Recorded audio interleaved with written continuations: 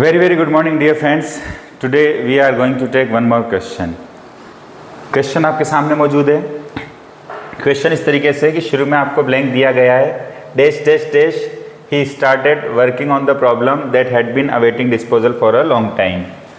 मतलब उसने एक प्रॉब्लम जो काफ़ी समय से डिस्पोजल का इंतज़ार कर रही थी उसके ऊपर काम करना शुरू किया. जैसे हम कोई प्रॉब्लम आ जाती है उसको सुलझाने के लिए किसी प्रॉब्लम के ऊपर काम करना शुरू कर देते हैं. अब यहाँ जो सेंटेंस के ऑप्शंस आ रहे हैं उससे फीलिंग ये आ रही है कि पहले उसने ब्रेकफास्ट लिया और उसके बाद उस प्रॉब्लम के ऊपर काम करना शुरू किया. तो आमतौर पे हम जब सेंटेंस के टाइप पढ़ते हैं क्लासरूम में तो मैं हमेशा बात करता हूँ 3 तरीके से मैं क्लासिफिकेशन करता हूँ. उसमें लास्ट वाले क्लासिफिकेशन में मैं आपको बताता हूँ कि सेंटेंस को हम 3 तरीके से डिवाइड कर सकते हैं. सिंपल सेंटेंस, कंपाउंड सेंटेंस और कॉम्प्लेक्स सेंटेंस.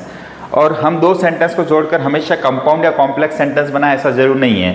2 सेंटेंस को जोड़कर सिंपल सेंटेंस ही बनाया जा सकता है. उसमें मैं हमेशा फर्स्ट टाइप की बात करता हूँ, उसमें इसी टाइप का सेंटेंस आता है. देखिए यहाँ पर ऑप्शन से भी बताता हूँ, थोड़ा कंसेप्ट भी बताता हूँ. अगर आप ऐसे लगाते हो हिज ब्रेकफास्ट फिनिश्ड तो ये तो देखते से ही गलत है. उसके ब्रेकफास्ट ने कुछ फिनिश किया ऐसी कुछ फीलिंग आ रही है, ये नहीं होगा. और यहाँ पर कोई कंजक्शन नहीं आ रहा है. जैसे अगर होता ना कि ही finished his breakfast and he started, तब तो आपका ऐसा कुछ आ सकता था. 2 अलग अलग क्लोज आ सकते थे या 2 अलग अलग जो आप सेंटेंस जनरली बोलते हो डेली टर्म में. तो यहाँ पर ये ऑप्शन आपका गलत हो गया. एंड वगैरह होता तो हो सकता था हिज ब्रेकफास्ट हैविंग फिनिश्ड, है ना. अब ब्रेकफास्ट को किसी के द्वारा फिनिश किया जाएगा. अगर कुछ ऐसा होता his breakfast having been finished तब हम उस ऑप्शन के बारे में सोच सकते थे. ये भी आपका ऑप्शन गलत हो गया. अच्छा, हैविंग फिनिश कभी भी ध्यान रखना. इस तरीके से मैं आपको एक सिंपल एग्जांपल से बताता हूँ कि जैसे मैंने कोई काम किया या ही ने कोई काम किया. ही स्टडीड द बुक, उसने एक किताब पढ़ी. He returned it to the library. यहाँ 2 एक्शन हुए. जनरली हम अगर इसको कंपाउंड सेंटेंस के माध्यम से जोड़ना चाहें तो हम he studied the book and he return it to the library बना देंगे.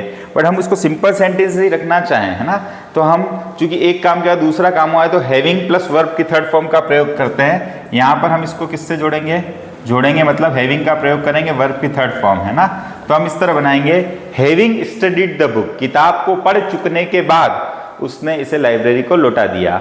तो जब 2 एक्शन होते हैं, एक एक्शन होता है उसके बाद दूसरा एक्शन होता है, तो हम हैविंग प्लस वर्ब की third form, having plus verb की थर्ड फॉर्म, वर्ब की थर्ड फॉर्म को हम पास्ट पार्टिसिपल ही बोलते हैं. तो पास्ट पार्टिसिपल का प्रयोग करके इस तरीके के सेंटेंस बनाते हैं. तो यहाँ पर देखिए हैविंग के बाद कभी भी इस तरह वर्ब की फर्स्ट फॉर्म आएगी नहीं. ये ऑप्शन भी गलत हो गया. अब बचा चौथा सही होना चाहिए, उसको चेक करते हैं. हैविंग फिनिश्ड, है ना, कर चुकने के बाद, है ना, क्या उसका breakfast. He started working on the problem. तो ध्यान रखिए कोई भी एक एक्शन हुआ उसके बाद दूसरा एक्शन है. जैसे मैंने अपना क्वेश्चन कंप्लीट किया, मैं बाहर चला गया, है ना, ठीक है. तो यहाँ पर जो व्यक्ति होगा वो बोलेगा having completed his question he went out. तो हैविंग प्लस वर्ब की थर्ड फॉर्म का प्रयोग नेचुरल इंग्लिश में, स्पोकन में भी हर जगह होता है. आप न्यूज़ वगैरह सुनेंगे उसमें भी होता है और एग्जाम में इसीलिए ये प्रश्न आता है. तो एक एक्शन फिर दूसरा एक्शन, हैविंग प्लस वर्ब की थर्ड फॉर्म का प्रयोग, और इसमें करेक्ट आंसर था डी. Thank you.